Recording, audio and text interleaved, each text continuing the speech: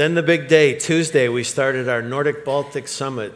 People from Finland, from Swedish-speaking Finland, from Sweden, from Estonia, from America, all together. 34 people from all over that area meeting together for 3 days to talk about how we could partner better in helping in that area.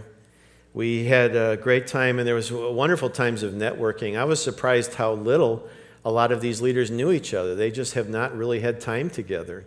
And how just over lunch they were making commitments to get together and support each other, help each other in the future.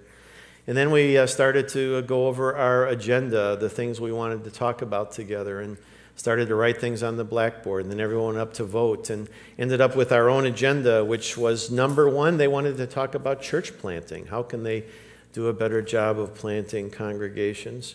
Wednesday we broke up into affinity groups and had different like district people, denominational leaders, pastors, youth workers, and others.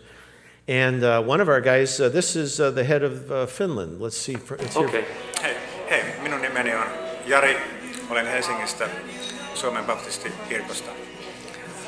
My name is Jari, and I want to greet you from the Finnish Baptist Union. I'm working in Helsinki, our capital, and I'm a president of Baptist Union. I want to send you greetings from Finnish Baptists of this small union struggling and fighting with Christ. 5.3 million people in Finland. How many people in the Baptist Union of Finland? 600. There is a Swedish-speaking part of Finland that has a group of 1,200 believers in it. And I sat with these brothers thinking, okay, so between all the leaders of the Baptist groups in Finland, we had 1,800 people. I have more people in church on Sunday morning than they have believers in the whole country out of 5.3 million people. Are we called to help these people? Yeah, we are. Why?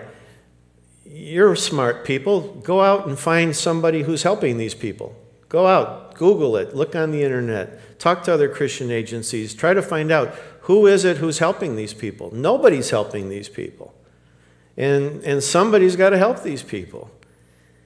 We went on that night to the Kalyud Church where Erkki Tom is pastor for a prayer time together. Had a wonderful evening there. And then the next morning we went to our office. We have an office in Tallinn. We've set up our Nordic Baltic regional office, we call, because it's not just for Estonia now, but it works in the surrounding countries.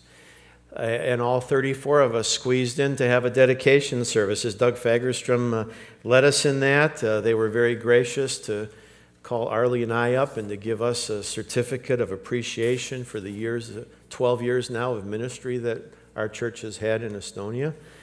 We prayed together, we shared together around the Lord's table, had communion here, country by country. This is the Swedes. And then we would pray over each group, come around and pray God's blessing on them and their country and the work that they're doing. It was a significant time. Here's the U.S. delegation as we knelt and asked them to pray over us.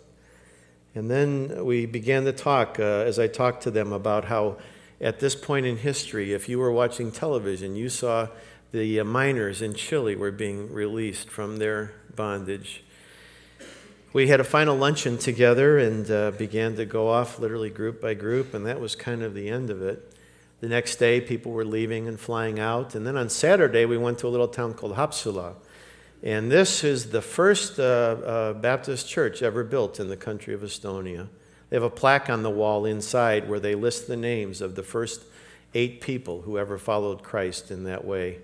And above the altar there, you can see at the front, it just says, "We preach Christ." We were there really, though, to go to a great youth rally.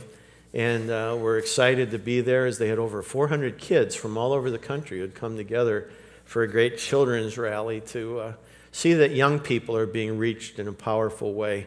And I was blessed when I saw the soundboard, because that's everything that they have is in cases that says WACC on the side, because it was the sound and the light that we took over for the choir and for the band.